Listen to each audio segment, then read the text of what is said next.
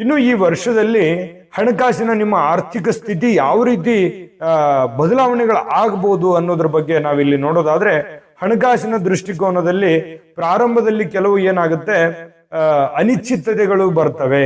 ಕೆಲವೊಂದು ದುಡ್ಡು ಏನೋ ಕೂಡಿಸಿಟ್ಟಿರ್ತೀರಿ, ಯಾವುದಕ್ಕೋ ಖರ್ಚಾಗಿರುತ್ತೆ, ಅಥವಾ ಯಾರೋ ಒಂದು ಪ್ರಾಬ್ಲಮ್ ಹೇಳಿರ್ತಾರೆ, ಆ ಪ್ರಾಬ್ಲಮ್ಗೋಸ್ಕರ ನೀವು ತಲೆ ಕೆಡಿಸ್ಕೊಂಡಿರ್ತೀರಿ. ಅಲ್ಲಿ ನಿಮಗೆ ಖರ್ಚು ವೆಚ್ಚಗಳಾಗುವಂತ ಸಾಧ್ಯತೆಗಳು ಇರ್ತವೆ.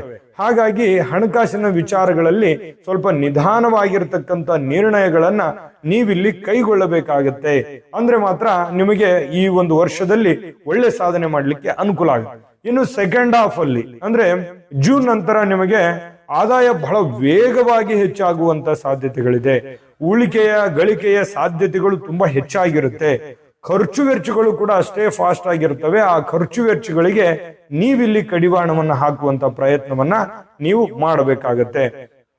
ಇನ್ನು ಈ ಜನವರಿ, ಫೆಬ್ರವರಿ, ಮೇ, ಆಗಸ್ಟ್, ನವೆಂಬರ್ ಭಾಗಗಳಲ್ಲಿ ಹಣಕಾಸಿನಲ್ಲಿ ಬಹಳಷ್ಟು ಲಾಭಗಳನ್ನ ಕಂಡು ಬರುವಂತಹ ತಿಂಗಳುಗಳು ಅಂತ ಹೇಳಬಹುದು.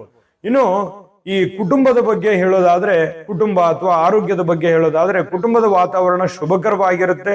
ಪ್ರೀತಿಯಿಂದ ಕೂಡಿರ್ತಕ್ಕಂಥದ್ದು, ಹೊಂದಾಣಿಕೆಯಿಂದ ಇರತಕ್ಕಂಥದ್ರಿಂದ ಒಂದಿಷ್ಟು ಸಂಭ್ರಮಗಳು, ಯಾವುದೋ ಒಂದು ಸಭೆ ಸಮಾರಂಭಗಳು, ಇಂತಹ ಒಂದು ಸಾಧ್ಯತೆಗಳು ಮನೆಯಲ್ಲಿ ಇರುವಂತ ಸಾಧ್ಯತೆಗಳಿರ್ತದೆ.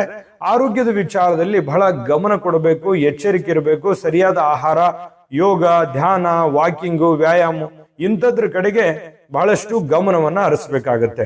ಇನ್ನು ಈ ವಿಡಿಯೋದಲ್ಲಿ ನಿಮಗೆ 2026ರಲ್ಲಿ ಮಹತ್ವದ ತಿಂಗಳುಗಳು ಯಾವುವು, ಬಹಳ ಅತಿ ಮುಖ್ಯವಾಗಿರತಕ್ಕಂಥ ಮಹತ್ವದ ಮತ್ತು ಟರ್ನಿಂಗ್ ಪಾಯಿಂಟ್ ತೆಗೆದುಕೊಳ್ಳುವಂತಹ ತಿಂಗಳುಗಳು ಯಾವುದು ಅನ್ನುವಂಥದ್ದು, ಜೊತೆಗೆ ನೀವು ಯಾವ ಸಲಹೆಯನ್ನ ಪಡ್ಕೋತೀರಿ ಈ 2026ರಲ್ಲಿ, ನಿಮ್ಮ ಸಲಹೆ ಏನಿದೆ ಅನ್ನುವಂಥದ್ರ ಬಗ್ಗೆ ಬಹಳ ಮುಖ್ಯವಾಗಿರ್ತಕ್ಕಂಥ ವಿಷಯ ಇದೆ.